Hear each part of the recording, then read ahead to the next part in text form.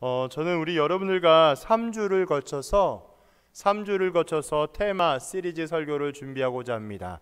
주보를 보시면 제목 옆에 뭐가 있죠? 보이시나요? 하나님께 묻다. 네, 맞습니다. 하나님께 묻다.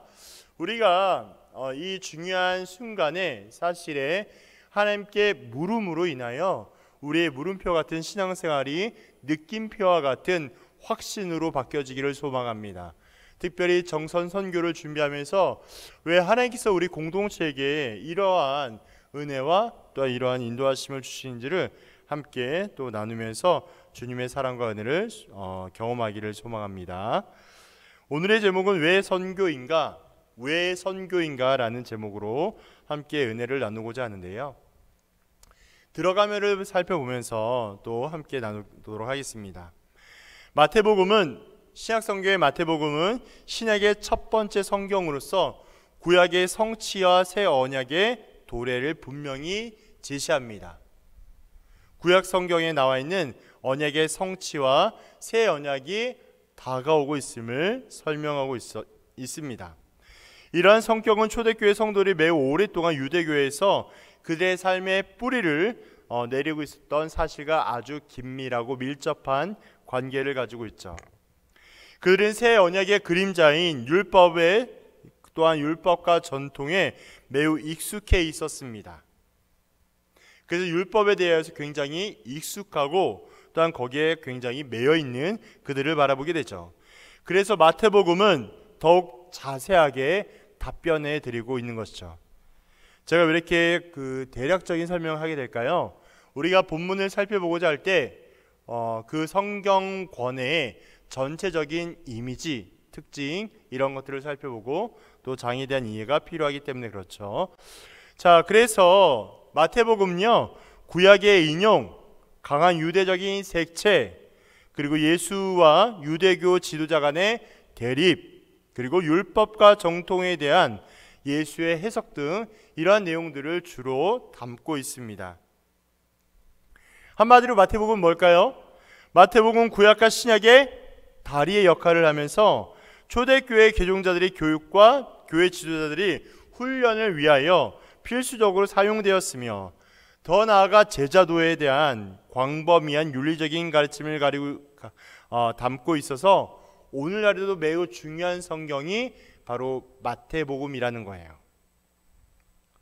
그리고 마태복음이 기록될 당시에 유대 회당과 교회와의 빈번한 갈등, 충돌로 인하여서 유대교와 기독교의 분열이 확정적인 단계에 이르게 되었습니다. 그리고 초대교회 안에서도 유대인 개종자들과 이방인 개종자들 사이에서 갈등이 점점 극복되면서 이방인 개종자들로 교회의 중요한 역할을 하게 되는 것을 바라보게 됩니다. 이때 마가복음이 기록되어 있는 상태예요. 사실 성경에는 마태복음이 먼저 나와 있지만 시기적으로 살펴보면 마가복음이 먼저 기록되어 있음을 우리는 알 수 있습니다. 그래서 이러한 상태를 바라보게 되면서 마가는 예수의 행동을 강조했지만 예수의 말씀, 즉 설교와 교훈은 별로 중요하게 여기거나 기록하지 않음을 알 수 있습니다. 예수 사건 자체는 잘 보여주었어요. 그런데 사건의 의미를 설명하기에는 조금 부족함이 있었습니다. 그래서 마태는 예수 사건이 인간에게 주는 의미와 초대교회가 직면하고 있는 세 가지 문제를 제안하고 있습니다. 첫 번째, 구약의 율법과 예수의 복음과의 관계성이에요.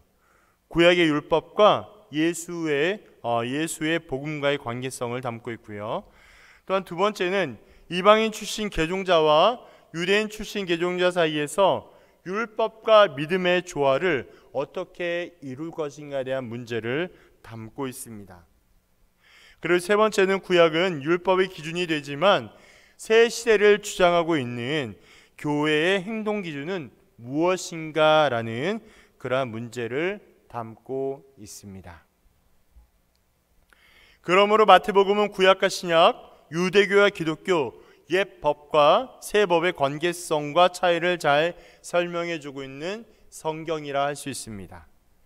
결론적으로 볼 때 1차적으로 유대인 출신의 개종자들에게 구약과 신약의 관계를 보여주며 2차적으로는 이방인 출신들에게 그들의 믿음과 구약의 관계를 잘 설명해주고 있는 책이 바로 마태복음이라는 거예요.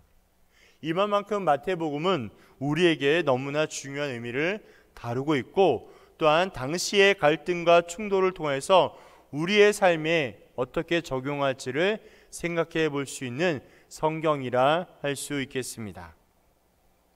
그리고 이를 더욱 자세하게 다루게 된다면 유대인 지도자들과 예수님 사이의 논쟁이 또한 나타나게 되고요. 또 이러한 부분들을 또 함께 살펴보기를 원합니다. 자, 마태복음 22장은 마태복음 우리가 읽었던 22장은요 21장에서 27장까지의 하나님의 구원 사역의 최종 완성을 위한 예수님께서 평화의 상징으로 예루살렘에 입성하게 됩니다. 우리 청년들이 너무나 잘 알고 있는 것처럼 예루살렘에 입성할 때의 모습이 어땠을까요? 종려나무 가지를 흔들리면서 호산나 호산나 다윗의 왕 자손이여 어서 오시옵소서 라고 굉장히 환호하죠. 기억 안 나시나 보네. 환호합니다. 열렬히 환호해요. 그런데 중요한 사실, 재미난 사실은 당시 유대 이스라엘 백성들은 이 예수님께서 나귀를 타고 이렇게 들어오시게 될 때에 그들이 열렬히 환호했던 방향과 목적과 목표와 전혀 달랐다라는 거예요. 무슨 말일까요? 예수님은 유대인들이 기대하고 고대하고 바라고 있었던 메시아 사상, 즉 나라의 부강함과 부요함과 힘센과 자랑과 높임을 위한 메시아로 온 것이 아니라 온 유대 열방과 이방 사람 모든 사람들을 위하여 죽기 위하여 오신 분이 예수님이라는 거예요. 결과적으로 무엇이에요? 이스라엘 백성들이 그렇게 기다리고 고대했던 힘있는 자, 그 메시아가 예수님이 아니라 그들이 열망했던 그 종려나무를 가지고 흔들었던 승리의 그 자가 아니라 십자가를 통해서 온전히 죽임을 통하여 하나님의 구원의 사역을 완성하실 분, 그분이 예수님이라는 거예요. 그래서 그분이 예루살렘에 오셔서 십자가의 고난과 죽음까지 다루고 있는 모든 성경의 내용이 바로 이 장에 해당된다고 보고 있습니다. 그 가운데 21장 18절에서 26장 16절까지는요 예수님의 모든 교훈이 예수님의 공생의 마지막 주간인 성고난주간 가운데서도 제3일이었던 화요일에 있었던 사건으로 보여집니다. 그리고 이런 것들을 더욱 자세하게 다루게 된다면 유대인 지도자들과 예수님 사이의 논쟁을 볼 수 있고요, 세상 끝날의 징조와 이를 맞이하고 있는 성도의 자세를 볼 수 있습니다. 그리고 유대 지도자들과 예수님의 갈등이 극에 달하여서 마침내 예수님께서 구원 사역을 이루는 직접적인 과정이 되었던 유대인들의 예수 살해 음모가 본격적으로 시작되는 장면이 바로 등장하게 됩니다. 무엇일까요? 죽여버리는 거예요. 왜일까요? 유대에게서 보면 예수는 뭐예요? 구원자가 아니거든요. 하나님의 이름을 망령되게 일컫는 자, 하나님을 모욕한 자, 누구예요? 예수예요. 그러니까 그들이 바라보기에는 예수는 구원자가 아니라 죽어 마땅한 자였어요. 살면 안 되는 자였어요. 눈에 가시 같은 자예요. 돌 같은 자예요. 죽여야 돼요. 살면 안 되는 자가 예수였단 말이에요. 그러니까 어떻게 해요? 음모론을 펴기 시작합니다. 그 가운데 오늘의 본문은 가장 큰 계명인 바리새인의 질문과 그에 대한 예수님의 답변이 등장하고 있습니다. 당시 유대인들은 율법을 613가지 조항으로 구별하고 그 가운데 248개 조항은 보다 중요한 것으로 구별하고 나머지 365개의 조항은 덜 중요한 것으로 나눴습니다. 이러한 이유로 인해서 유대인들 사이에서는 잦은 논쟁과 또한 갈등이 일어나게 되었어요. 지금까지 예수의 권위에 도전했다가 오히려 비유를 통한 책망을 받을 만한 유대 종교 지도자들, 이제는 본격적으로 예수를 말로 책잡기 위하여 모의를 하고 있습니다.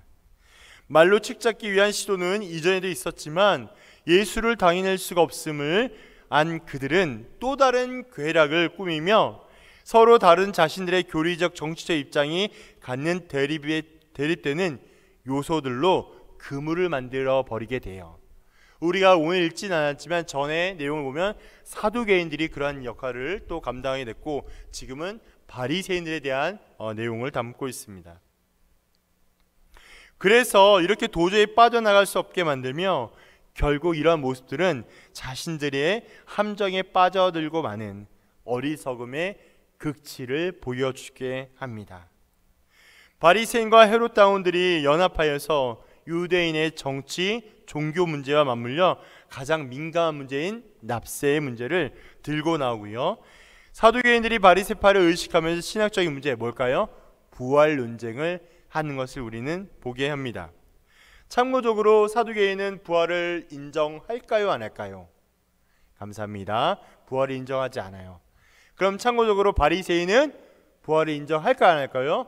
인정을 합니다. 그러므로 이러한 신학적인 논쟁들이 불거져서 자신들의 정치적, 종교적 또 여러 가지 문제와 상황에 맞게 대립되는 요소들을 발견하게 됩니다. 그러자 율법의 전문가 유대 종교 지도자들이 자신들을 높이기 위하여 전문적인 율법의 문제를 끄집어내어서 예수의 동의를 구하려고 했지만 어떠한 결과를 벌이게 되죠? 예수의 큰 가르침에 베풀어 줄 수 있는 좋은 기회를 제공된 꼴이 되고 말았습니다. 무언가 책잡기 위해서, 무언가 넘어뜨리기 위하여 그렇게 문제를 끄집어 오게 되었지만 문제를 끄집어낸 것이 아니라 오히려 예수님의 말씀에 교훈하심에 자신들이 가르침을 받게 되는 그러한 상황이 벌어지게 된 것이죠.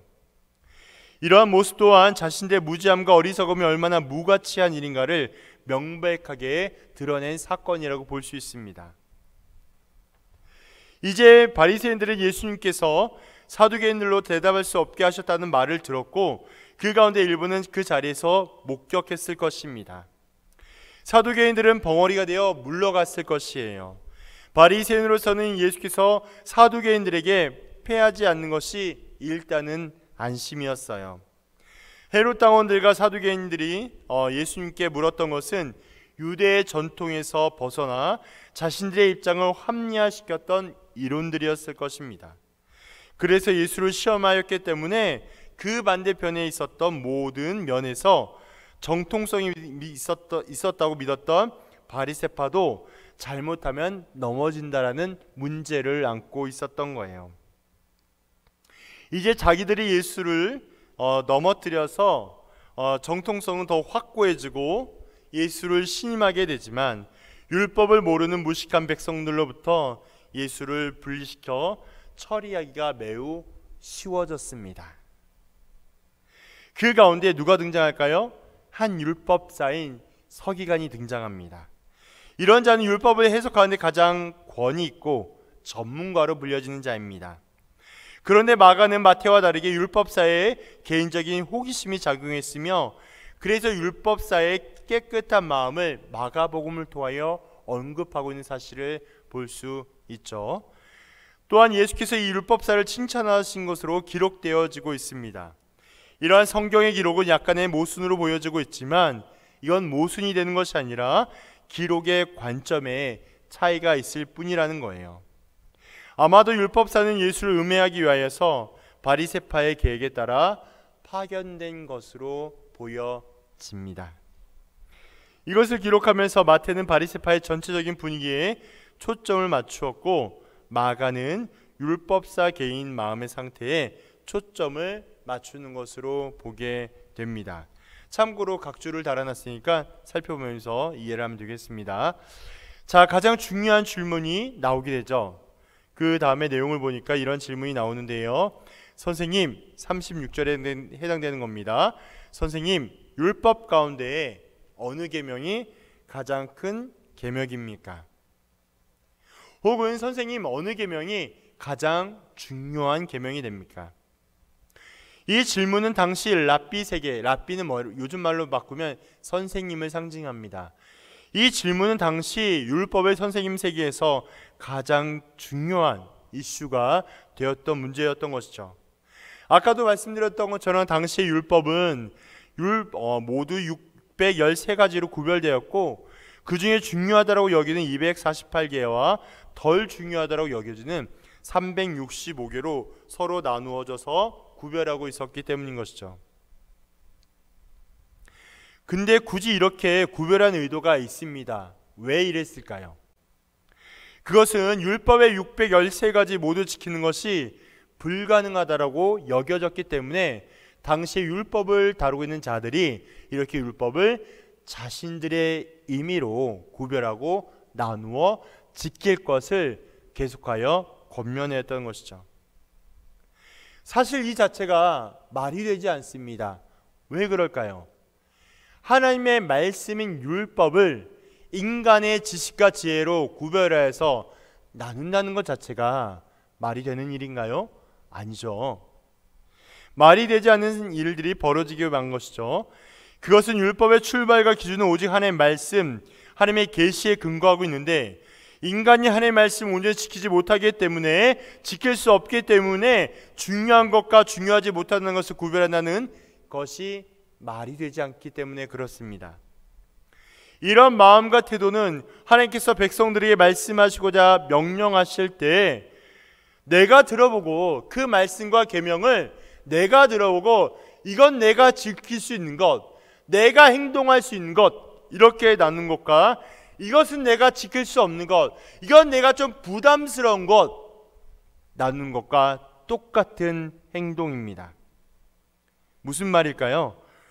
곧 불순종의 죄와 하나님을 대적하는 것과 똑같은 행동을 하고 있다는 소리입니다. 아무리 뛰어난 율법사, 종교 지도자라고 하여도 하나님의 말씀을 판단하고 구별하며 나눌 수 없습니다.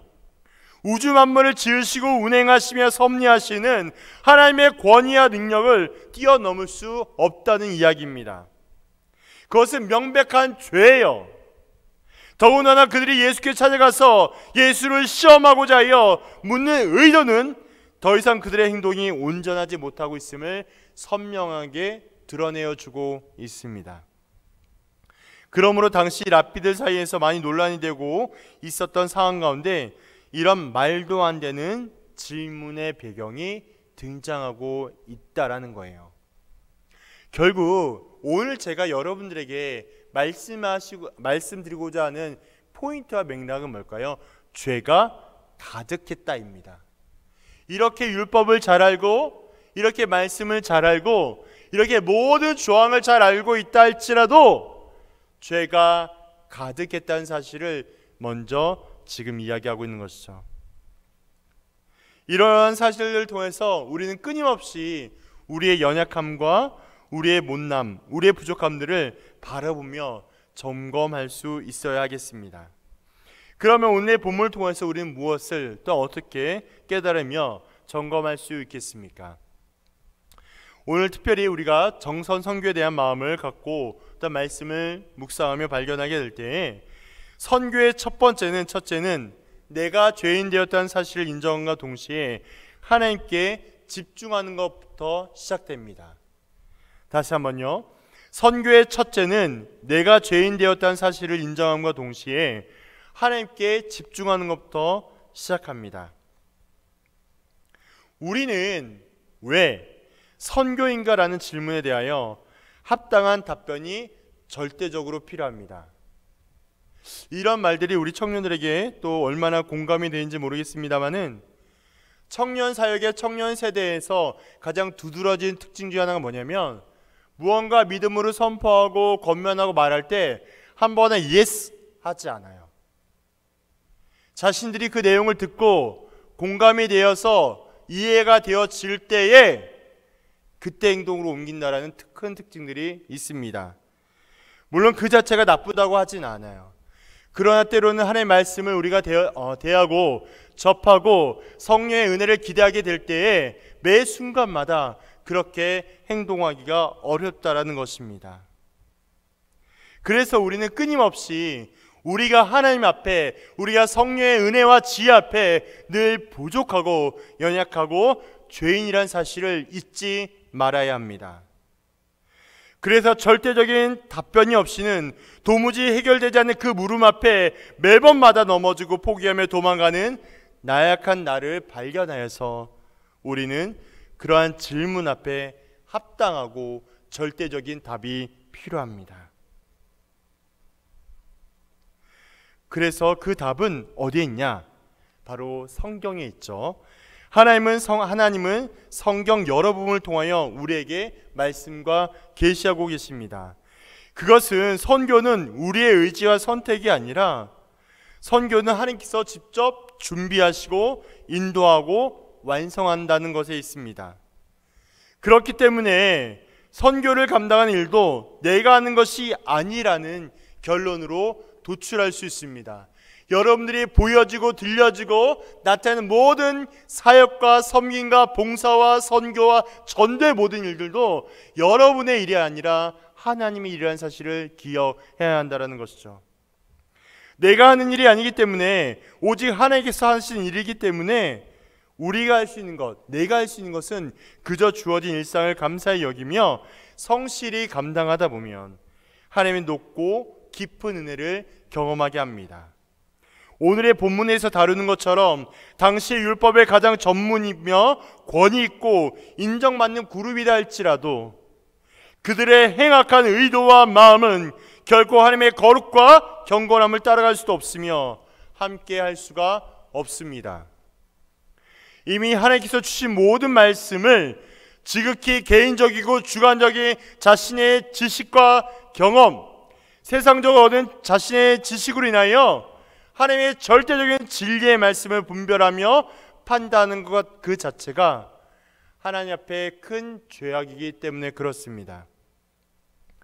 이렇게 말씀으로 자신을 비추며 바라보게 될 때 다른 누구보다도 좀 더 나은 것 같고 괜찮은 것 같이 여겨지는 조그만 무엇이라도 있다면 우리는 그것까지 깨트리고 주님의 세밀한 음성과 말씀에 반응하며 순종하셔야 된다는 거예요. 마태복음 28장 19절 20절에 이런 말씀이 있습니다. 그러므로 너희는 가서 모든 민족을 제자로 삼아 아버지 아들과 성령의 이름으로 세례를 베푸고 내가 너에게 분부한 모든 것을 가르쳐 지키게 하라. 볼지어다 내가 세상 끝날까지 너희와 항상 함께 있으리라 하시니라. 아멘. 이처럼 하나님께서 그의 아들 예수를 이 땅 가운데 보내시고 온전한 죽음, 저주의 십자가의 형틀에서 가장 처참하게 죽이셨으며 우리를 향한 진노의 형벌을 완전히 해결하여 주셨습니다. 그것이 바로 우리를 향한 진노의 사랑을 보여주신 것, 바로 우리를 향한 보혈의 십자가의 은혜를 보여주신 것이죠. 그래서 십자가의 은혜와 사랑을 아는 자들은 십자가를 기억하며 십자가의 사랑을 고백하는 모든 자들은 십자가 정신의 사랑에 힘입어서 자연스럽게 반응하며 행동하게 됩니다. 그 첫 번째 반응이 뭘까요? 제가 말씀드렸던 것처럼 그 첫 번째 반응이 바로 내가 죄인이라고 인정하는 겁니다. 도저히 내 힘과 능력으로 내가 가지고 있는 모든 죄를 하나님의 아들이신 예수님께서 철저히 죽음으로 해결하셨다라는 인정을 하게 된다는 거예요. 그 능력에 힘입어서 새롭게 되었다는 사실을 믿고 의지하는 것입니다. 우리에게는 모든 것 오직 하나님께만 집중되어야 하고 높여져야 합니다. 우리의 모든 생각을 하나님께 맞추고 또한 달려가야 하는 것이죠. 거룩하고 고결한 십자가의 은혜를 기억하며 하나님 앞에 진실한 행함으로 반응하기를 부탁드립니다. 나의 어떠함으로도 판단하지 말며 나와 동행하시는 성령님의 감동, 인도하신 대로 맡기며 나아가기를 예수 그리스도 이름으로 부탁드립니다. 철저히 세상에 있는 마음과 요소를 내려놓고 영원히 변치 않으시는 하나님께만 집중하기를 부탁드립니다. 그러므로 우리는 늘 기억하셔야 합니다. 정선으로 아무도 가려 하지 않은 그 땅에 왜소하고 인정이 드문 그곳에 하나님의 복음 사역을 감당해야 하겠습니다. 어떠한 불편함과 어려움이 올지라도 예수님의 십자가 고통을 기억하며 기쁘게 즐겨야 하겠습니다. 그것이 선교의 발걸음이며 하나님과 이웃사랑의 가장 큰 행함이 될 것입니다. 제가 3주 동안 하나님 앞에 이 본문을 가지고 말씀을 준비하며 나아가게 될 때 하나님께서 제게 주신 확신이 있어요. 제가 우리 청년들에게 신방하며 드렸던 말씀 중에 하나인데요, 오시면 은혜 받습니다. 제가 분명히 말씀을 드려요. 여러분들이 은혜를 사모함으로 그 자리에 오시면 하나님의 특별한 은혜가 여러분들에게 임하게 될 것입니다. 제가 끊임없이 말씀을 준비하고 새벽마다 공예배 시간마다 작정기도의 시간마다 청년 선교를 올 때 놓고 기도할 때마다 주시는 마음들이에요. 또한 부탁을 드리는 것인데요, 저희는 올 여름에 수련회를 가지 않아요. 수련회와 선교는 성격이 전혀 다릅니다. 수련회는 무언가 여러분들이 선택과 의지가 있는 것처럼 여기실지 모르겠지만 아니에요. 선교는요, 하나님께서 우리 모두에게 주시는 명령이에요. 너희가 이렇게 해라, 이런 모습으로 살아가라 라고 말씀하신 것입니다. 그러므로 우리 청년들이 이 믿음의 분량을 가지고 우리의 노력과 의지로 드리는 것이 아니라 하나님 앞에 맡기고 나아갈 때 하나님의 특별하신 은혜가, 풍성한 은혜가 우리에게 있기를 간절히 소망합니다. 그러므로 말미암아 늘 말씀과 능력을 통해서 하나님의 영광을 나타내고 온전히 승리하며 달려갈 수 있기를 주님의 이름으로 축복합니다. 주의 영광 이곳에 가득해